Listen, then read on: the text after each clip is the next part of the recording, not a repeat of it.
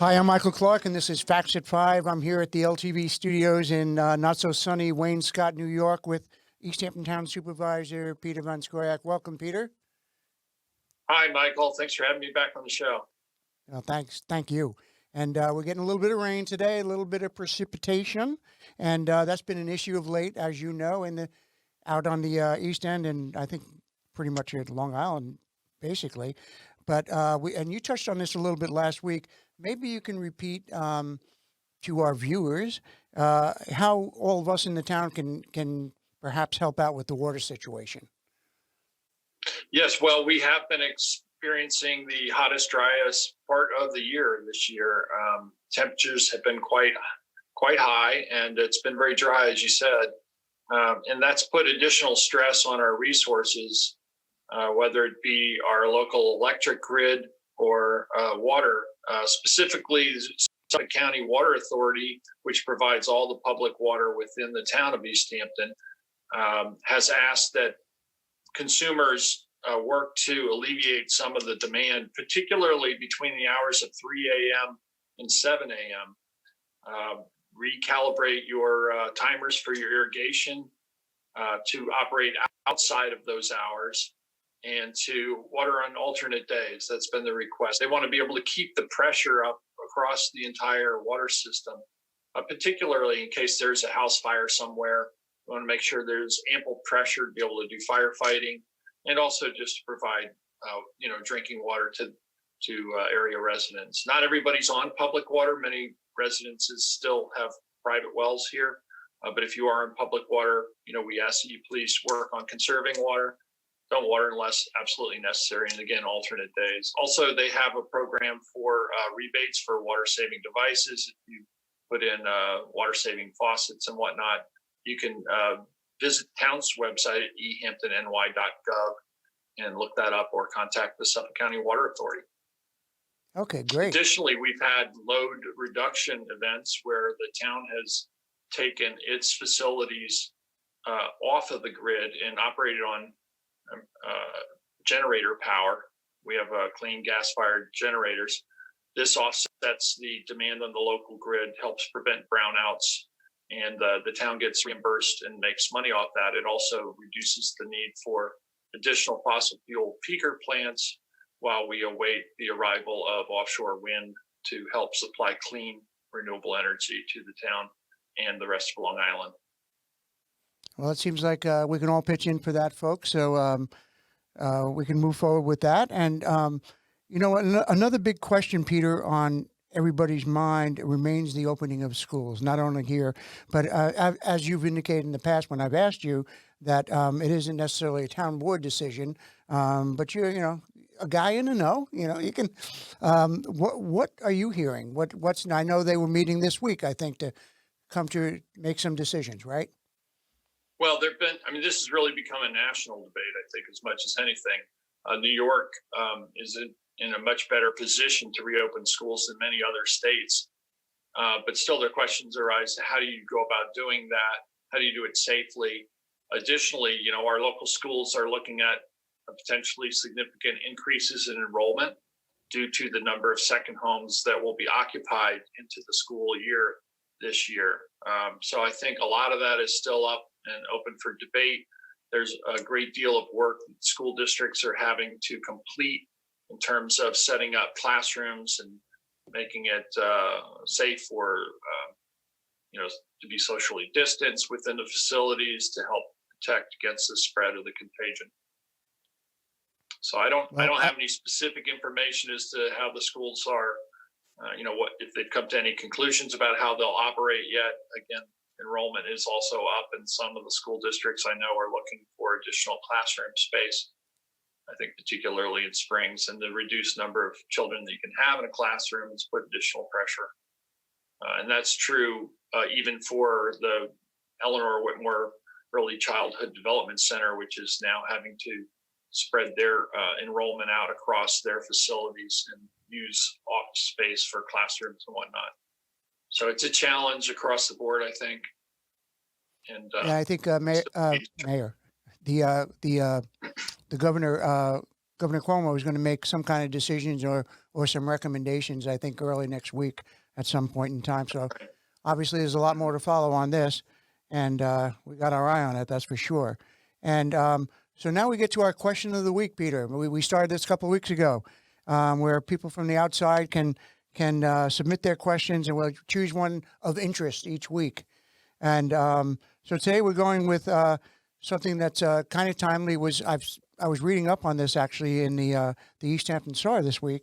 It's Kathy from Wainscott, and she asks, can you share your thoughts on Wainscott possibly becoming a village? What's going on with that?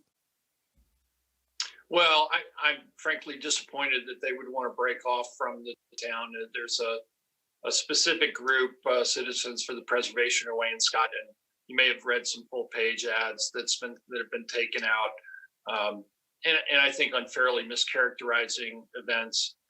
This is really about whether or not the landing of the South Fork transmission cable in Wainscott will occur, and this is an attempt, I think, to prevent that from occurring. Even though I think both with polling and the recent election, where that was a major platform and issue discussed, over 70% of the townspeople, think this is a good idea to transition to renewable energy, and that the offshore transmission cable coming ashore in Wainscott is the best location. So some of their tactics have been to talk about how the town has neglected them, that they don't have a strong voice because they're such a small community. And I beg to differ, frankly. We've protected, just since I've been involved with the town board, over 100 acres of land through CPF purchases within the Wainscott School District. I think 34 of those acres were, at least 34 of those were farmland protection.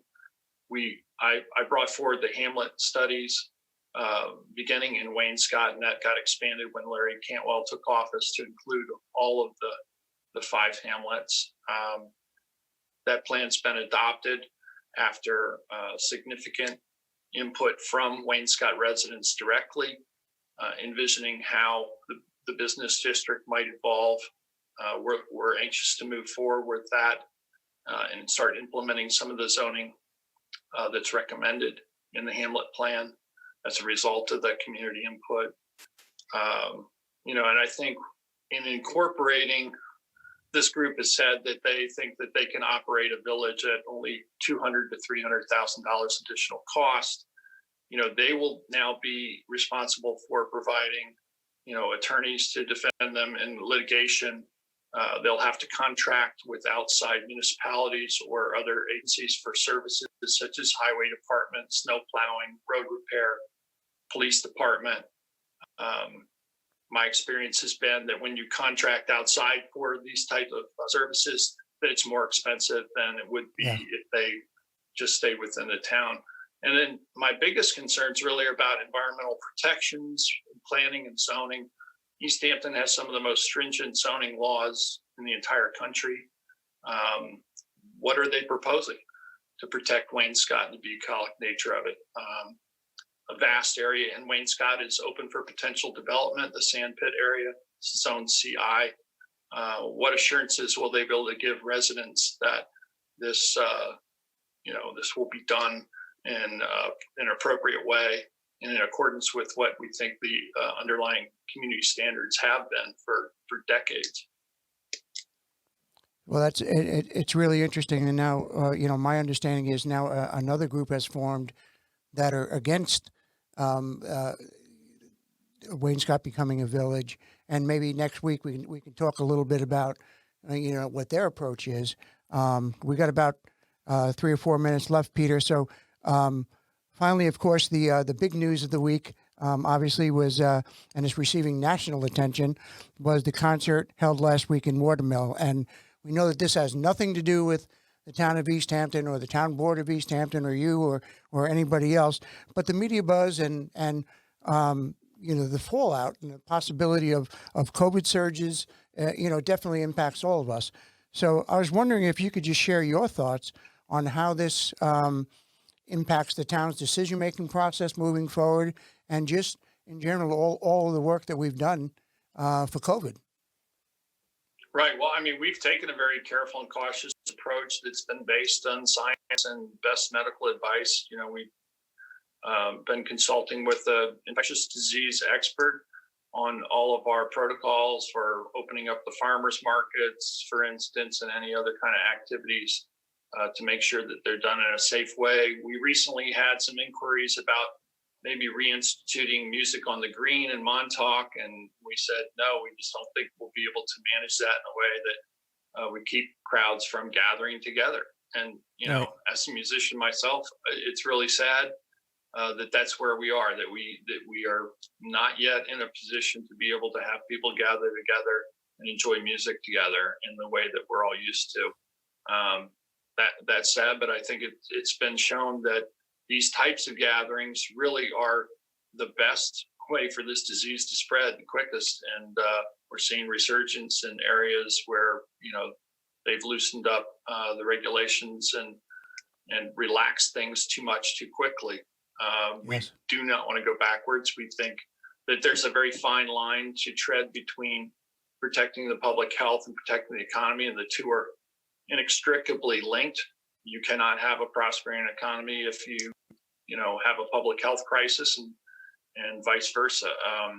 You know, so we're trying to take a very cautious and careful approach to get things going in a way that's safe and is sustainable, and it actually we can see improvement over time. It's very challenging given the number of people that we have here, but I think it's probably going to make us say no to even some of the drive-in theater movie gatherings that have been proposed, at least until, you know, maybe early September.